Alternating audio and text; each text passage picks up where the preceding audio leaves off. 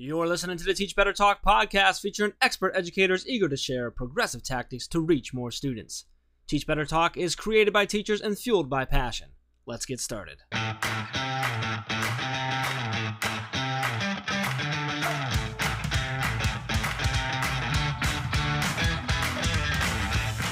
Hey everyone, welcome to episode 92 of Teach Better Talk. I'm Ray Hewart, and as always, I'm with the exuberant Jeff Gargis. Exuberant.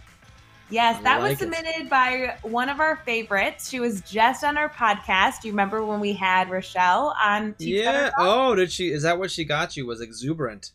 She actually sent in a number of different words, but I'm going to save them because I'd like to highlight her a few more times in the Teach Better Talk future episodes. That was such a good episode. Make sure if you haven't, go back and listen to episode 89 with Rachelle. Such a good episode. So much value there. So. No, she was 89. That seems like forever ago. I know. We're at 92, Ray. Like, this is nuts. I thought that I could have sworn she was like last episode. No, she was 89. She was a couple episodes ago, but it was an awesome episode. So make sure you go show Rachelle some love. She's phenomenal. So absolutely. Thanks. You know, Thanks, Jeff, Rachelle. I was really enjoying this podcast. We have an amazing educator that we highlight. And I had this moment thinking about how this is releasing in early August. And I was actually posting on Instagram during our recording that this was releasing in early August, even though right now it's actually like the very beginning of July when we're recording this. And I was thinking about, gosh, when I'm in August, I'm going to have such a different mindset of what I'm focusing on than I am right now. Mm-hmm. You know, like early July, I'm still like vacation mode. Like you're leaving on vacation in a few days. Yeah. And like in mid-August, I'm going to be thinking about like all of the things on my to-do list because I'm going to be thinking about that my students are going to be in my classroom in like a week and a half. So I guess my like beginning sequence as we were brainstorming what to talk about, you know, our guest did a great job advocating for herself, which I do talk about at the very end of the episode on how we originally connected with her. But how are we going to encourage teachers to accept the fact that the beginning of the year is crazy and it's okay to advocate that you need support or you need help from those around you? Yeah, I think it all comes down to just remembering that you're not alone and that you don't have to be alone. There's a support system. And it's good. Not to sound cliche, but we're better together. I mean, that's just the truth. I think you actually talked about it in this podcast. You mentioned at some point, like, we don't all need to be out trying to reinvent the wheel. We can all work together to do that. We can all work together to collaborate and share. I think there's this thing that I've noticed a lot, Ray, and it's that I think teachers, because of a couple of things. One, I think the type of person that's drawn to teaching is also highly likely to be at least some form of, if not a full-on perfectionist. But also there's a level of a sort of expectation of themselves to be great at what they do and to be ready to go. And, you know, I mean, teachers are the people who teach every other profession in the world. So I think a lot of teachers, when they first get in, or even when they've been in for a while, they feel like, I can't go ask for help. I can't go look for this because I should already know. Everyone thinks that I already know. I don't want people to think that I don't know what I'm doing. I don't want people thinking that I'm not as, you know, on the cutting edge of things as I, you know, said I was in my interview or whatever. And I think we really need to try and have that conversation more to get teachers past that and realize that it's all right to ask questions. That's actually, in my opinion, that puts you more on the cutting edge than anything else. If you're willing to go ask for advice, if you're willing to go seek out answers and admit that, hey, I don't know that, and that's okay because now I get to go learn something new. I get to go connect with this educator. Like, that's such a big piece. And it all starts with just simply reaching out. Like you said, advocating for yourself and saying, hey, I really like what you're doing. I want to connect. Can we talk? Can we collaborate? Can you help me with this? And you're going to find that 9.999 out of 10 times, that person's going to say, yeah, let's do it. Let's connect. Let's work together. Let's come up with something awesome for both of our kids. And I think, you know, Brianna is a great example of that as a teacher who's not afraid to say, hey, I want to connect. I want this opportunity. I want to learn. I want to grow and do that. So I'm glad that we touched on that in this episode. I think it's a great episode to be coming out at this point right now, at the very, you know, as everyone's listening is getting ready to either already in the craziness of August or getting ready to start diving into really like getting into their classrooms and start putting things together and stuff. So I think it's a great point, Ray. I think that's a very important conversation that we need to have more often and in more depth, in my opinion. Absolutely. Do you mind if I share a quick example? Yeah, do it. So I had talked to 3 teachers today on the phone, like scheduled phone calls. And they all 3 had either emailed me or direct messaged me on Twitter, Instagram, or Facebook. Like who knows how they reached out, but 3 specific teachers. And I had everything from a 45-minute phone call with one of them to a 6-minute phone call with the other. And all of them were on the phone shocked that our team took the time to connect with them and that we were available for a phone call. But the reality is like everyone needs a brainstorming buddy. Like the 6-minute phone call I had was with Sandy, who, shout out to Sandy, is an amazing educator. And she just wanted to like reaffirm and give herself permission to do a few things differently this year. And she wanted to confirm that if she made some of those choices, that it was still going to be supportive of the direction she eventually long-term wants to be working towards. And I just love teachers that say, okay, I'm going to put myself out there. It's going to take 3 seconds to message someone who I have a very strong passion to collaborate with. And in my mind, there's 2 things that could happen. One is you never hear from them, right? Maybe they're too busy. They don't get to their messages.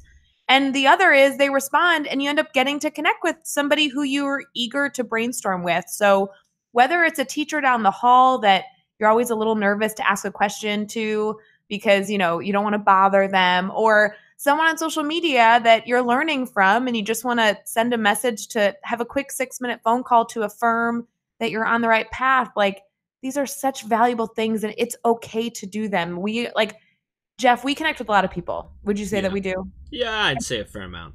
Yeah, I don't know many of them who would be bothered if you reached out to them. Do you? No, I really don't.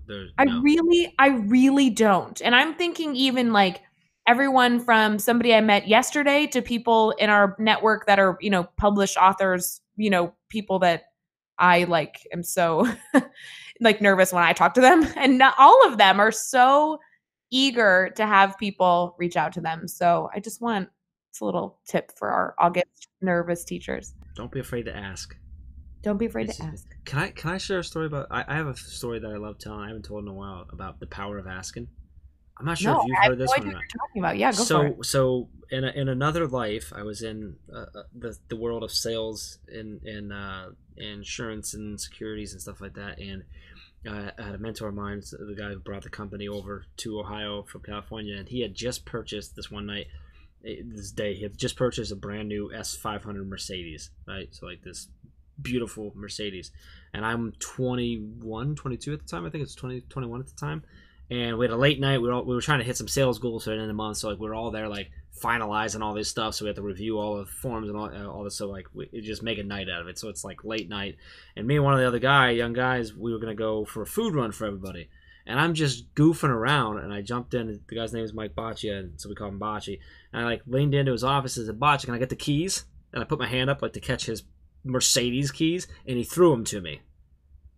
And I looked at him. I'm like, "Are you serious?" He's like, "Yeah. Do you have insurance?" I'm like, "Yeah." He goes, "There you go." I'm like, "No, are you like serious?" He goes, "Yeah." "Are you covered? Are you insured?" I said, "Yeah." He goes, "That's the power of asking. Have fun." Whoa! And I've never forgot that story. I'm like, that was the power, and that was the best Burger King run I've ever had in my life, because that thing drives like a Mercedes, because it was a Mercedes. I was 21 at the time. I'm like, this is crazy. But that's like that's like a fun, like silly thing, but like at the same time, it's a powerful lesson of the power of asking. Like, just ask. The worst thing they can do is say no. And the best thing that could happen is that you get the keys to a Mercedes. Yeah, no kidding. So go get your Mercedes. That's what I'm trying to say, teachers. I love that. Hashtag go get your Mercedes. Get your Mercedes. I love it. Or hashtag ask for the keys. How about that? Ooh. I think I like both. We're gonna have to go with both. Yeah, let's go with both. All right. I extended us a little bit longer. Let's talk about so this is a great episode. You already mentioned some of the awesomeness in here. Brianna Shaner is a 5th grade math and science teacher. She's got a really cool background about her 7 years in education. She calls herself a 7-year first-year teacher, and I'm going to let her share why that is, but I love it. I love the outlook that she has on things. Super great episode. I love her energy. anything you want everyone to take away from this? We already touched on sort of the asking for support, advocating for yourself, but anything else, Ray, or should we just get into it? I just love her perseverance. Let's get into it and enjoy her story. She's a great educator, and you should go connect with her to be a part of her journey. Here's episode number 92 with Brianna Shaner. Hey, what's up? It's Jeff. We're going to get right back to the episode, but how does $50 sound? Head over to teachbetterconference.com, look for the 2-day registration, put in a discount code, podcast talk, and you're going to save yourself $50 off registration. We're going to see you November 8th and 9th at the Teach Better Conference. And right now, let's get back to the episode.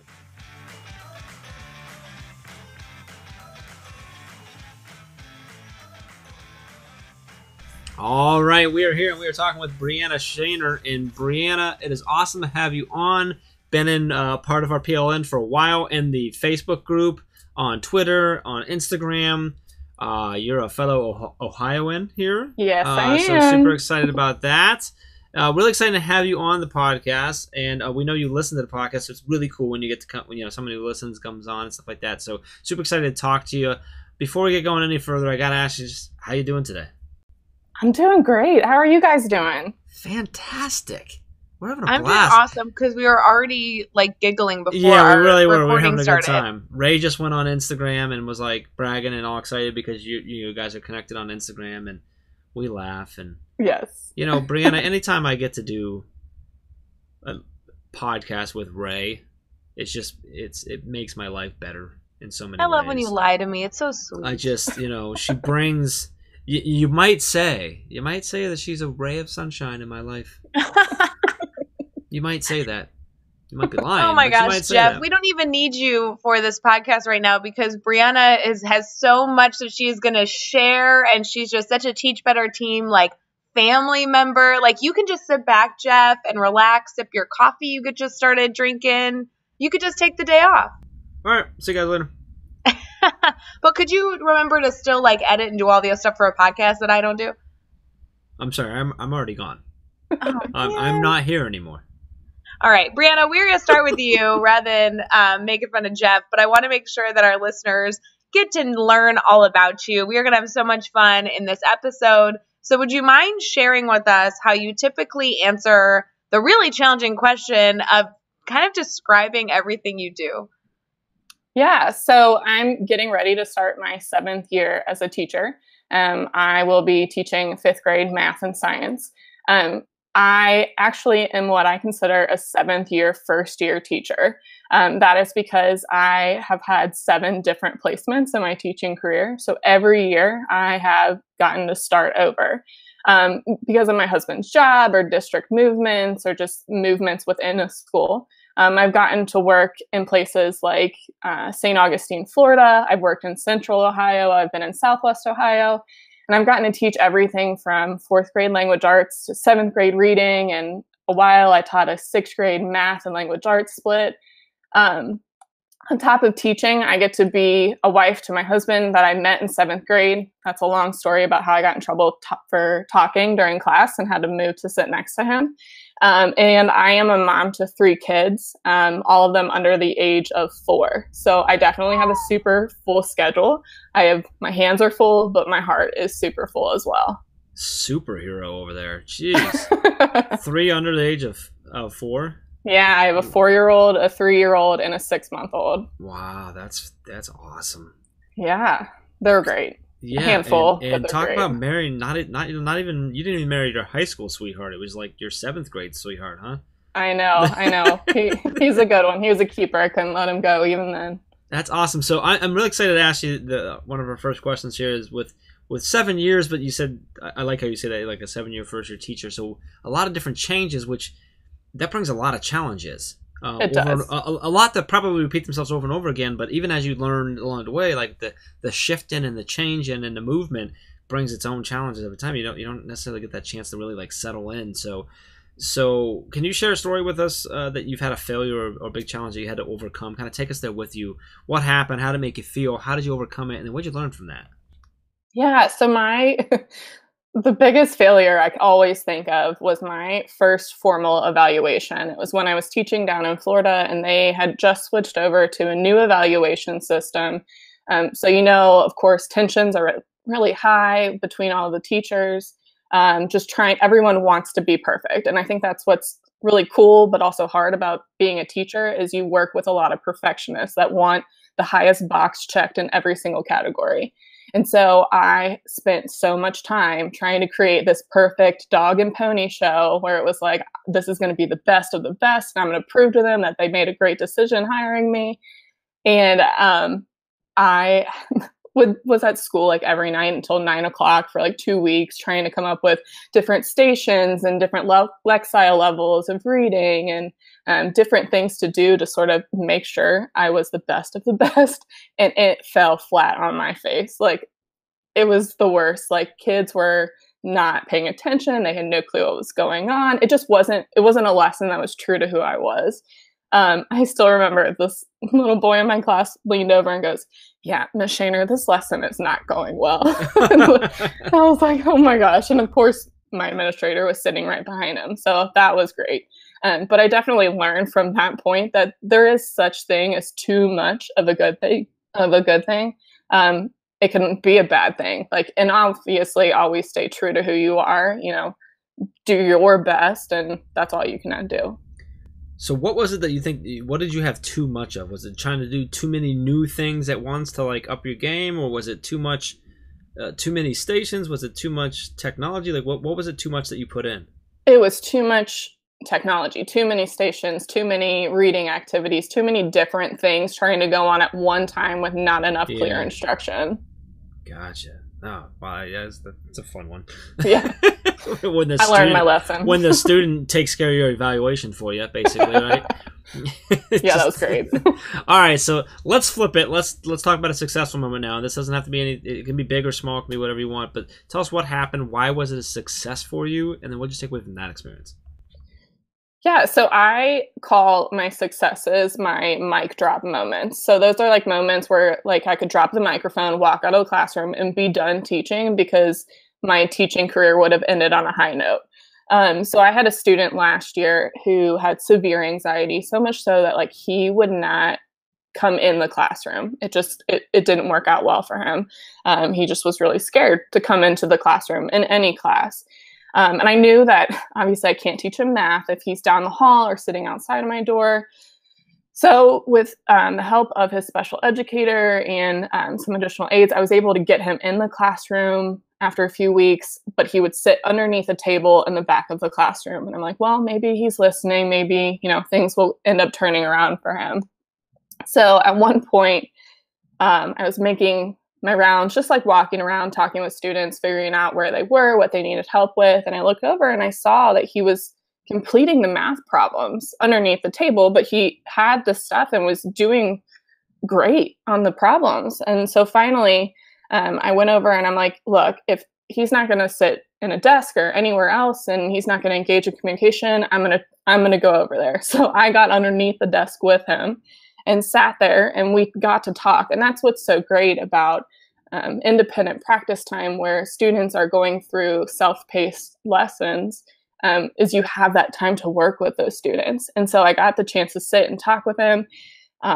And he was doing so well. And I had to get up to help another student. And I looked back and he was gone. Like, he wasn't behind the desk anymore. And I was like, oh no, like where did he go? What happened? And I looked and he had gotten out from underneath the table, had moved across the classroom and was sitting next to another girl and was helping her with the math problem. And it was one of those moments where like tears start welling up in your eyes and you're like, oh my gosh, success. And it was definitely a mic drop moment. I could have dropped the mic, walked out of the class, and been totally fine with the end of my career being that day. I want a mic drop moment. That's awesome.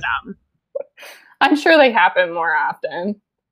Yeah, but I just think that is a perfect description of an educator that feels that success. It's like the mic drop, right? Everybody uses like gifts all the time. That would be it. Yep. Yes. So when you're thinking about all these pieces that you even highlighted in your success story, right? Like differentiating for students, kind of meeting them where they're at. Jeff, I feel like we talk about this all the time when we're working with teachers is you can't actually make progress if you don't meet them where they're at, wherever their reality is. That has to be where you start. And it's the same for students. So it's it's totally the truth that's how we start building relationships and then therefore create purposeful learning experiences for our kiddos. So what's fueling your fire? I mean, besides these mic drop moments, on the tough days, on the days that they don't feel like you really got a full mic drop moment, like what's keeping you going? What's exciting you about education? I think this push for personalized education, it definitely is a concept when I first started teaching that I would have rolled my eyes at, because, how on earth am I supposed to provide a personalized education for all of my students? Like, that sounds insane. But being a parent, I've always said, makes me a better teacher. And that's because I'm now seeing why personalized learning is so important. Like, my two oldest are so totally different. I mean, even just at home, like, I can't imagine having those two kids in the same classroom and trying to teach them.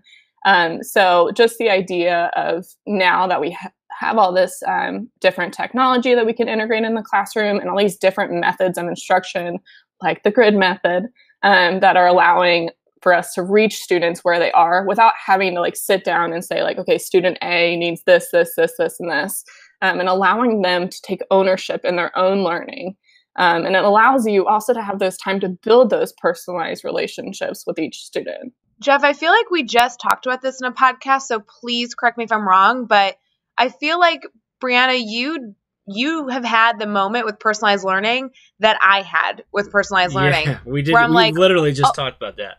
We did, right? A few episodes ago. I was like, oh, it's a great idea. It's a good concept, but you can't actually do it when you're working in a school where you have 34 kids in a classroom and every day is different, right?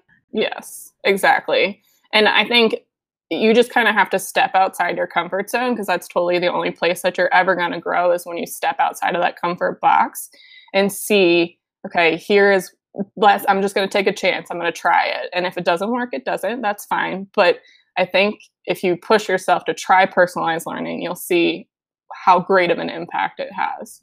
And I want to add another layer to that. Challenge yourself to step outside of your comfort zone. I love how you said that's where growth happens. But give yourself the pillars of support to ensure that you can do it successfully. I love that you threw in the grid method there, but the reality is whatever fits. I can promise you the grid method works. I'm totally biased because I use it in my own classroom, but if it's not that, if you want to go explore something else, just find something that holds true to those best practice data supported, strategies to reach students. And find something that allows those hurdles that we foresee in personalized learning. Find something that helps you overcome them, because that's really what you're searching for, are strategies and a way to kind of overcome the mountains and the obstacles that come across when you're trying to personalize student learning, right? Yes, exactly. So if I was a teacher listening to this podcast, and I'm obviously going to go follow you on Instagram and Twitter, and I'm loving your stories, and I'm sitting back in maybe my car in the morning when I'm listening to this, and I'm maybe reflecting on my own mic drop moment that hopefully I had, within the past few weeks. I don't know that I've had a mic drop moment within the past few weeks, but I'm hoping I have. What type of advice do teachers need? Maybe they're looking to go into personalized learning, if you want to go that approach, or maybe I'm a teacher who's really hungry for a mic drop moment. So I'm trying to find the next way that I'm going to ensure that I can have that, even if it means getting underneath the table and, meeting a student where they're at. What type of advice do our educators need to progress in that progressive mentality? Well, I think just the whole idea of being a teacher, a lot of us sit back and we're thinking, you constantly have this feeling of, am I doing this right? Whether you're stepping out into personalized learning for the first time or just being a teacher for the first time in general, am I doing this right? What am I? And a lot of times you look on social media, and I know you've talked about this in previous podcasts, where it looks like everyone has everything together. Everything's perfect, the perfect fonts, the perfect class, the perfect everything.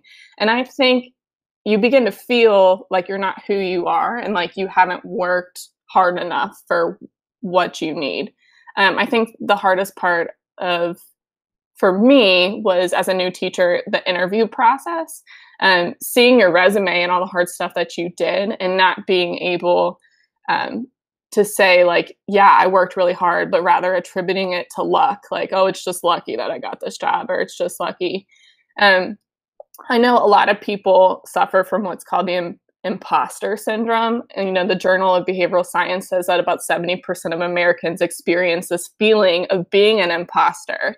Kind of like when you compliment someone or like say like, hey, that's a really cool lesson you did. And they automatically, without thinking about it, attribute it to someone else. Like, oh, thanks, but so-and-so does it better. Or, oh, thanks, but I saw this done a different way with someone else. And it also provides you with that feeling of like, hey, I could never achieve or do that myself because I'm just not good enough. And I think as an educator, it's super dangerous because it sucks your ability to step out into that comfort zone of trying new things, whether it's with your instruction or your classroom structure, thinking like, there's no way I could ever accomplish that. And so my advice would be to make a list of your strengths in the classroom. So those things that that you've worked for, that you've researched, that you've read about, and that you are successful in, and make your current, this is where I'm at in my educational career. And I like doing that at the start of every single year. And then from there, think about your teaching goal. So when I retire from teaching, if I ever retire from teaching, what are my educational dreams? And what do I want? What kind of classroom do I want in 5 years, in 10 years, and forever many years, and figure out what your plan is to get there. Also, don't forget to celebrate your achieving of your goals, and remember that they would not have come possible if you wouldn't have put in that hard work. Wow, that idea of imposter syndrome, gosh, I feel like I see that all the time in other people, and I feel like I fall into that. You were describing kind of what somebody suffering with imposter syndrome feels like. And I'm like, oh gosh, I think I do that, It's funny. I don't think teachers like give themselves credit very often because I feel like a lot of our profession is collaborative and like, let's be honest, teaching is all about stealing from other teachers and putting it all together, right? Yeah. But the reality is that's actually good, right? It's good that we're not all individually recreating the wheel. It's good that we're helping each other all reach our students better. And it's okay to pat yourself on the back and say, yeah, I collected all the puzzle pieces and I actually put it together. Like, that's a big deal. Yes, exactly. Oh, it's so cool. I love it. I was going to ask, Brianna, when it comes to you talked a lot about like setting those goals and planning out stuff. Do you have any tools that you use for doing that? Do you go straight like old school, like pen and paper? Do you use an app? Do you do anything like that where you to do sort of your brainstorming, your planning, you're thinking years out and stuff like that? Do you have anything like that? I am totally old school when it comes to reflecting. I have like a vision board from when I started teaching of like what I want to do someday with my educational career. If I could make $1 million by standing up and being a motivational speaker, totally, I would in a heartbeat. So, eventually things that I would like to see come to fruition. And I think having that in my classroom is a great way every day to see like, I'm working hard now because this is what I want eventually. And I'm working hard now because my students deserve it. So that kind of visual pencil, nothing beats pencil paper. I'm just very like, I don't know. I like that. I like it too. I do. I have an iPad that I do, and I got it. I bought it literally because I wanted the pencil. Yes. It was really just so I didn't waste as much paper because I do it a lot. Like I love having that kinesthetic feeling of writing and stuff like that. So cool, awesome. So you mentioned that you're working really hard, but I don't think you realize how hard you're about to work. This is where you actually start working here. So now we're going to do the next 6 questions, and as you already know, your goal is to answer all 6, each one of them in 15 seconds or less. Okay. Ready to go? I'm ready. All right. Give us one ed tech tool you cannot live without. Flipgrids for students or vocabulary.com to integrate content. Give us a book that you're reading right now. I need to preface this by saying that I am not an Ohio State football fan, but Above the Line by Urban Meyer. Who do we need to follow on Twitter today? Dave Burgess. I just got a chance to see him speak. Phenomenal. Burgess Dave. And then at Love and Logic. Great classroom management. Awesome. Where'd you see Dave? He came to speak at my new school. Oh, awesome. He's also coming to speak at the Teach Better conference in November.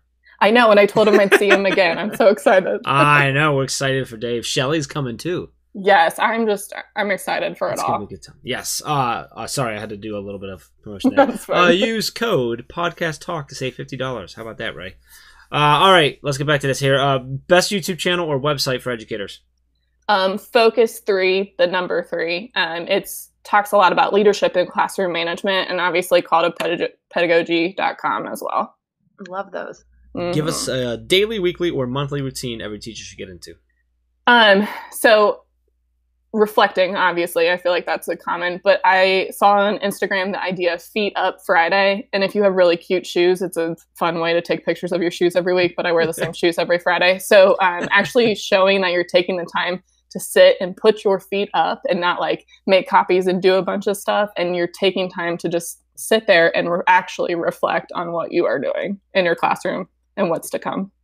And what is the best piece of advice you've ever received? Embrace the suck. So like the stuff that really stinks that you don't want to do, you're going to have to do it anyway. So you might as well make it fun. Oh, I love it. That is great advice. Oh, thank you. That's one of my favorites, Ray. I'm still trying to focus on what shoes I'm going to wear this Friday to put my feet up. Please do. Yeah, I wear the same shoes every Friday, so it'd be the same picture. But one Friday, I will take a picture of my shoes and put it on Instagram. I'm typically wearing. What do I have on? My like slippers is what I'm typically wearing. So, see, does that Jeff, work? for some reason, when you started talking, I thought you were going to say what shoes I'm usually wearing on Friday. I'm like, Jeff, how would you know what shoes I was wearing this Friday? Ray, it's typically the yellow ones. We all know this. Yeah, well, I was wearing nude pumps earlier. Those are cute shoes. There you go. They are. Yeah. Anyway, well, back to our shoe conversation. Embrace the suck. I like Embrace the suck. So I have learned so much about you through this podcast. I'm so thrilled. I want our listeners to know you heard, I think, me doing a professional development series in our Facebook group. And I said in that video that any educator that's listening, I want you to reach out to me because you might be the right fit to be on Teach Better Talk. And you absolutely embraced that and advocated for yourself. You messaged me and said, Ray, I've got a story to share. I'd love to be on Teach Better Talk if you think I'd be a good fit. And I just want to celebrate the fact that you put yourself out there. You had so many amazing stories in this podcast episode, so much fun advice and like little tips and tricks for students. And I just want to just congratulate you and encourage our listeners to connect with you and just continue this learning experience. So would you mind sharing out, whether it be Twitter, Instagram, or something else, kind of how you want our listeners to connect with you? Sure. So Twitter's, I got really involved in it last year. So it's just Brianna_Shaner. I am currently reaching out into the Instagram world. And so I have like 5 followers, but I'm working on it. And that is Shaner_stories. So follow me and it'll be great. And you can find all the links and all the resources and everything we mentioned in this episode over at teachbetter.com, as well as those links to connect with Brianna and keep the conversation going. So make sure you check out the show notes all over at teachbetter.com. Be sure to hit subscribe so you don't miss any upcoming episodes. And if you can give us a rating and review, we'd really, really appreciate that. And let's keep taking it one step further. Think of just 3 of your colleagues who need to hear these amazing stories and share this podcast with them. Brianna, this was super fun. Really glad you came on. Ray and I have had a full day of recording podcasts, and this was a great way to wrap up our day, our night, and end with you. We're super excited to see you in November at the Teach Better conference, hanging out. And yes, just really, really appreciate you taking some time out and hanging out with us. Thank you. Thank you so much for having me. This was a blast. And until next time, let's get out there and let's teach better.